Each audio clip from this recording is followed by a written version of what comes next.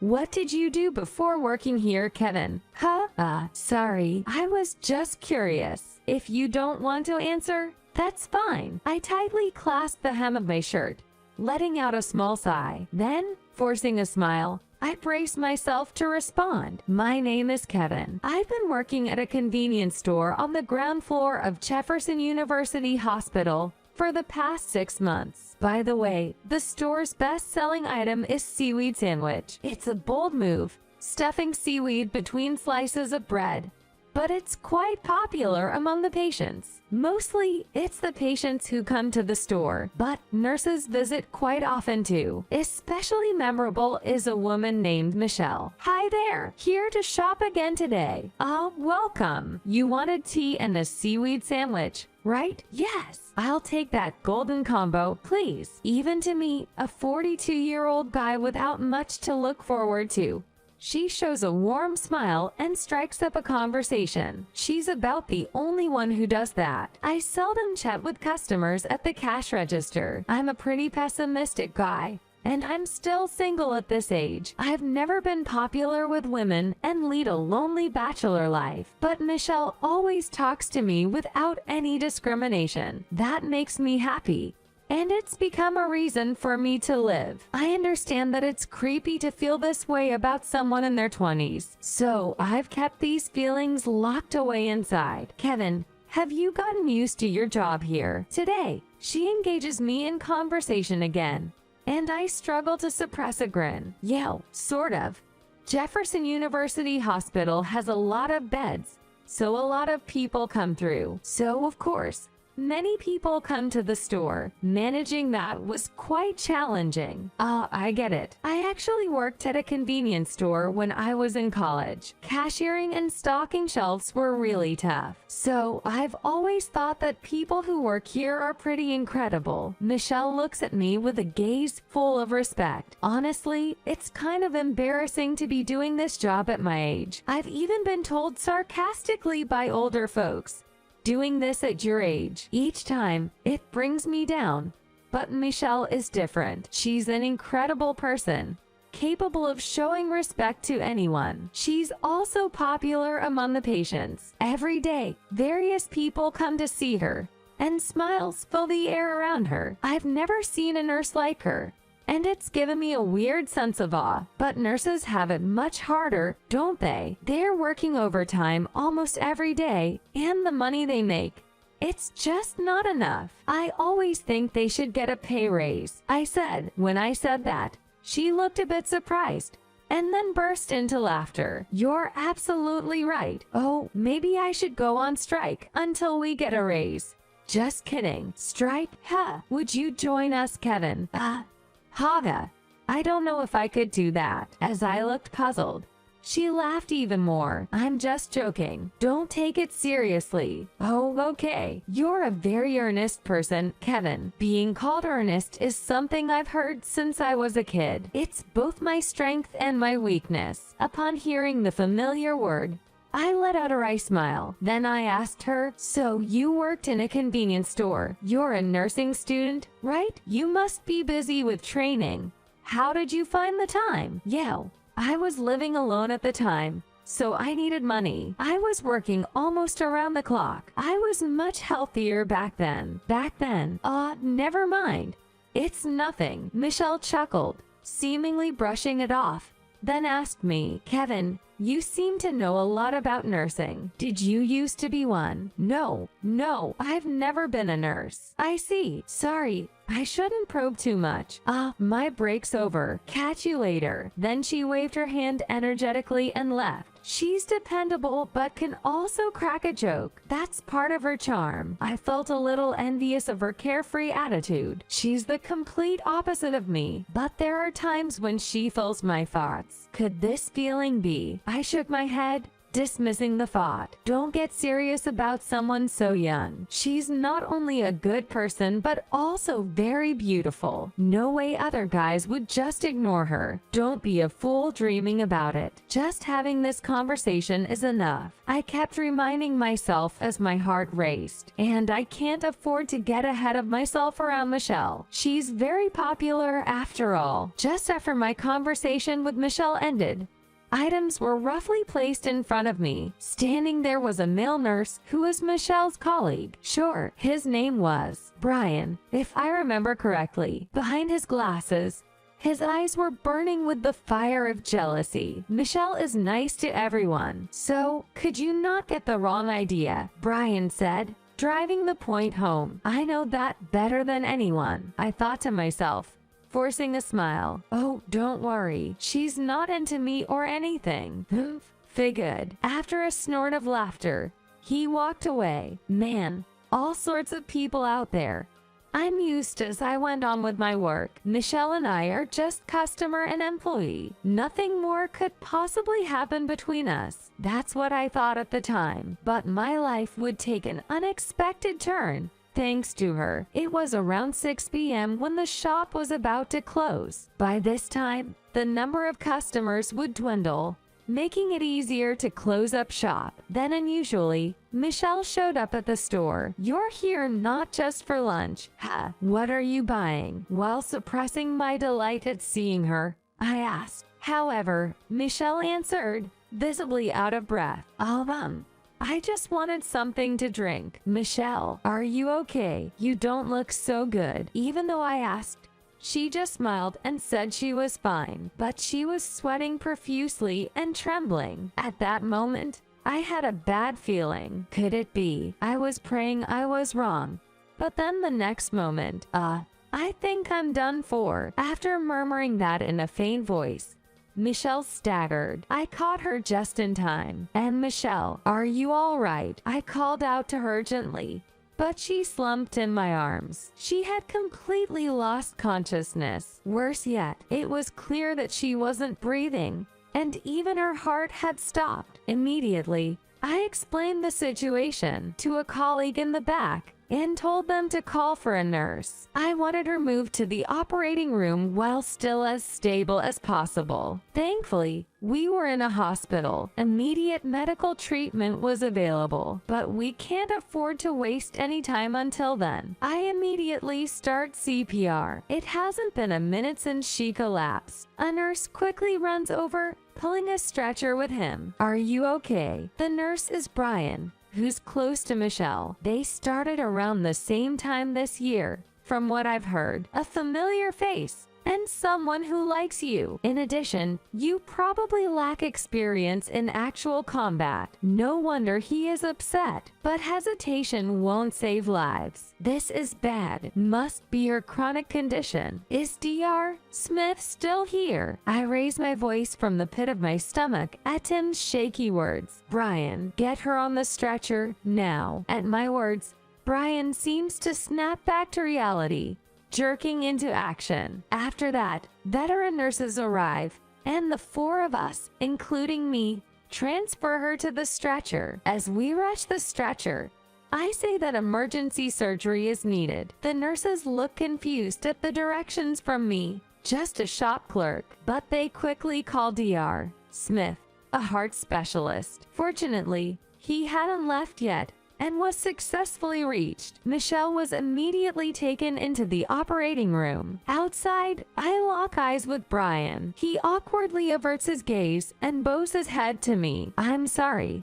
I was completely rattled. If it wasn't for your call to action, I'd still be frozen. I shrug at his sincere apology. Don't worry about it. You're new. It happens. I was pretty nervous myself. Really, you seemed experienced, giving clear instructions and smoothly transferring her to the stretcher. I can only give Brian a wry smile at his query. I'm just a clerk. Man, I'm not some big shot who can boss you around. I murmur this as I look at the reddened surgery light. Within 30 minutes, the light goes out. Dr. Smith comes out, his face etched with anguish. So, Dr. Smith, how's Michelle? Brian asks, pale as a ghost. Dr. Smith scratches his cheek. She's regained consciousness. Her heart is functioning normally. Thank God. I'm so relieved. Right there, Brian collapses onto his knees, but Dr. Smith remains troubled,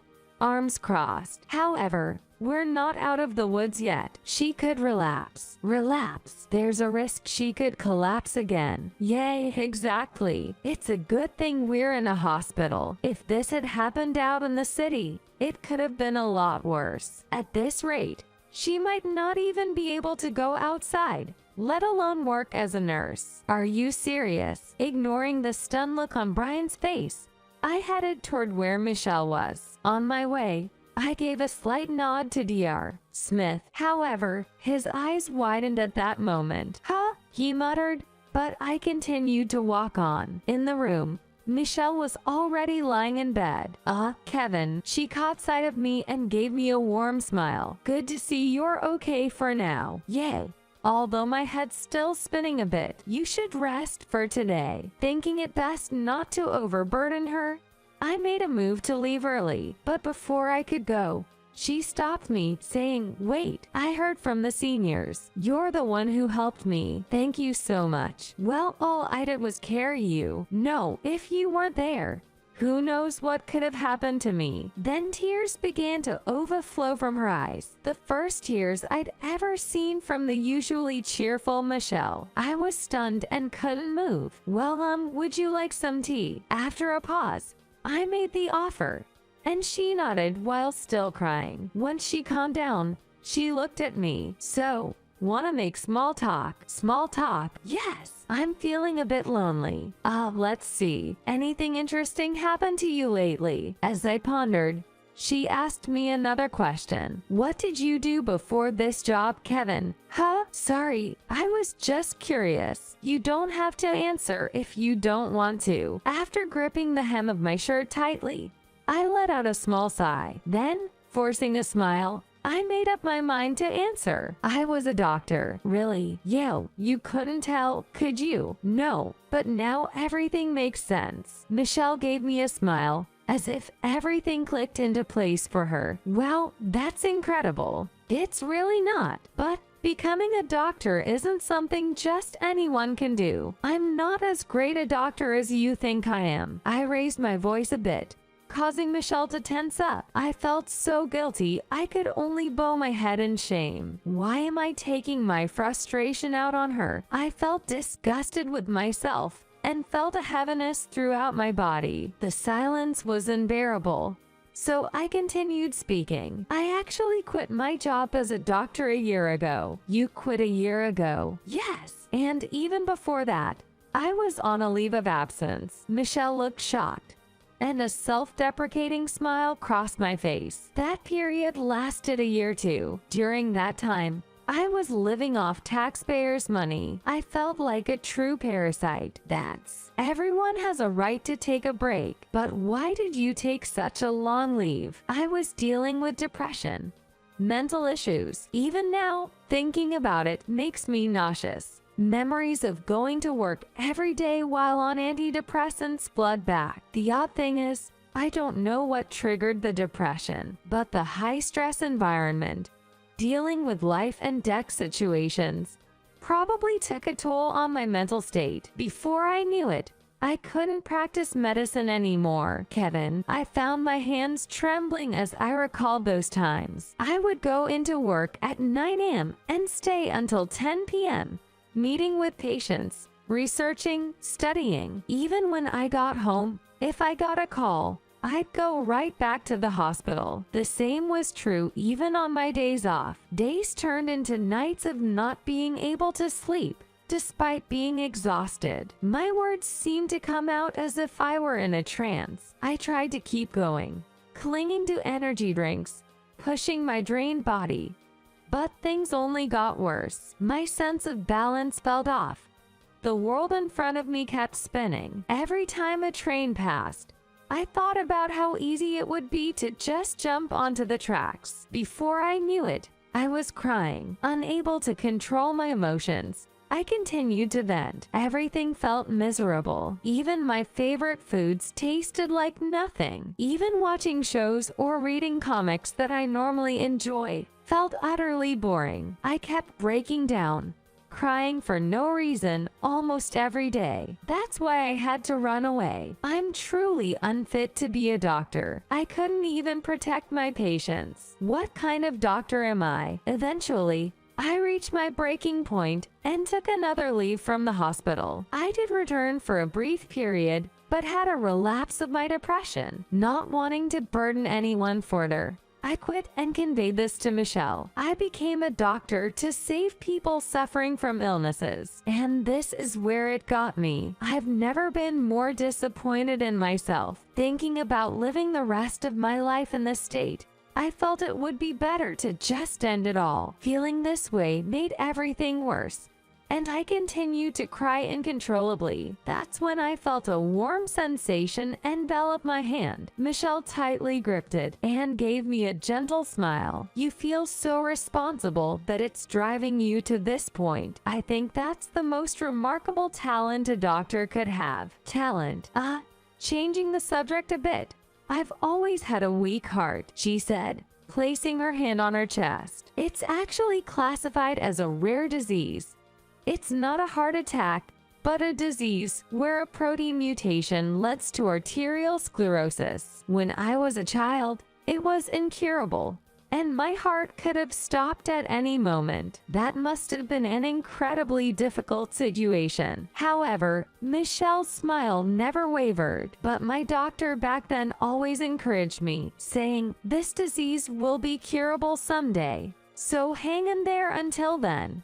Thanks to that, little by little, this rare condition started to get figured out, and medications to control the symptoms were developed. So by the time I was in middle school, I was able to participate in sports. Her smile at that moment was absolutely radiant. For her, being able to move normally was clearly a monumental milestone, and the nurses have always been there for me. I thought becoming a doctor would be too hard, but maybe as a nurse, I could be on the patient's side. That's when I decided to go for this career. That was the moment Michelle embraced her most cherished dream. For her, nurses and doctors were true lifesavers. So, please don't blame yourself. There are patients you've saved who are truly grateful and living their lives just like I am. It felt like a ray of light had pierced the darkness in my heart. Is that too much to say? But it was as if there was a ray of light in the darkness in my heart. However, Michelle's expression turned somber. I've been taking medication and doing my best,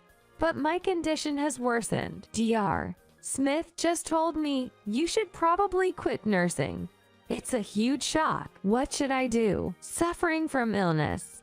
Frightened, I felt helpless seeing her frail condition. I wonder if it can be done. Tell me now. Now, even the sight of Goodwill Community Hospital makes my arm tremble. That place significantly triggers my depression. But since coming to this university hospital, I haven't had such symptoms. Maybe, just maybe, there's hope here. Why else would I, who was supposed to have quit being a doctor, be running a convenience stand here? Maybe it's because I still have some lingering attachments to my role as a doctor. I clenched my fists tightly. Then, I heard Michelle sigh. A sigh tinged with resignation. If only I had undergone surgery sooner. My disease is now curable through surgery in other countries.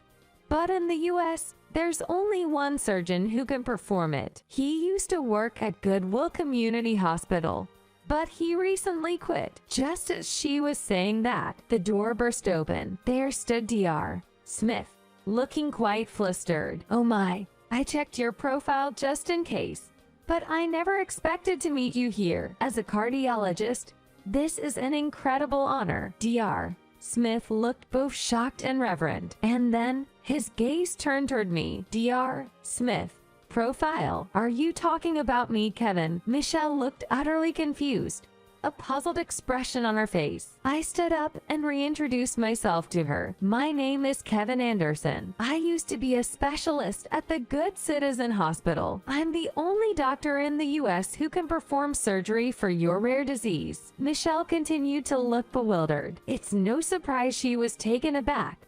But I continued to speak. Would you allow me to perform the surgery? I just recovered from an illness, and honestly, I'm a bit scared. In my younger days, I traveled overseas to learn about established techniques for treating rare diseases, and with that knowledge, I performed surgeries on many patients. The only surgeon in the US who can operate on such rare conditions. The weight of that title was far greater than I had imagined. Desperate patients from all over the country would come seeking my help. The constant pressure eventually wore me down, but little by little, my spirit is healing. I was at a point in my life where I needed a new purpose. That's when Miki appeared in my life. Originally, I went abroad to help those suffering from rare diseases. Because of that drive, I continued to practice medicine. And now, right in front of me, there's someone suffering from a rare condition. I want to save her. I desperately want to help her. That determination gave me the courage I needed. It seemed like Michelle had grasped the situation as she slowly closed her eyes. Then she looked up at me and said, "Please,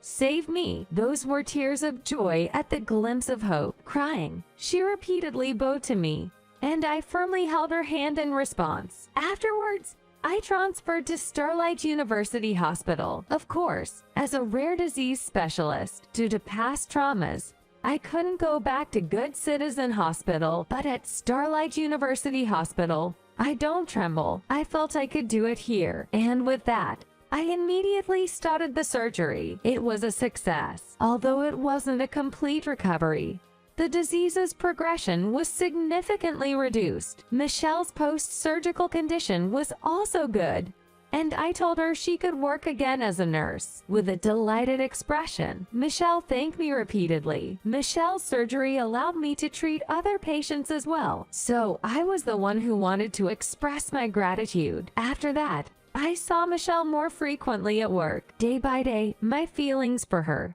who's much younger than me, grew stronger. And maybe it's just my imagination, but it seemed Michelle felt the same way. But I thought, maybe it's because I saved her life, and that's why she feels this way. That made it difficult for me to express my feelings. However, an unexpected person pushed me to act. It was Brian, who often threw sarcastic remarks at me. Come on, just realize it already. I got rejected by her a long time ago. But if it's you, Kevin, honestly, I can accept it. So, get together already. After Brian's words, I finally made up my mind. When I confessed, she blushed and nodded, saying, "I've fallen for you, the man who saved my life. You don't need to call me your savior. It makes it seem like you owe me something. If anyone's to say that, I should be thanking you. Because of you, I found my way back to medicine." She smiled and replied, "Then, let's call it even. Looking forward to our journey together, Kevin." Her smile was special,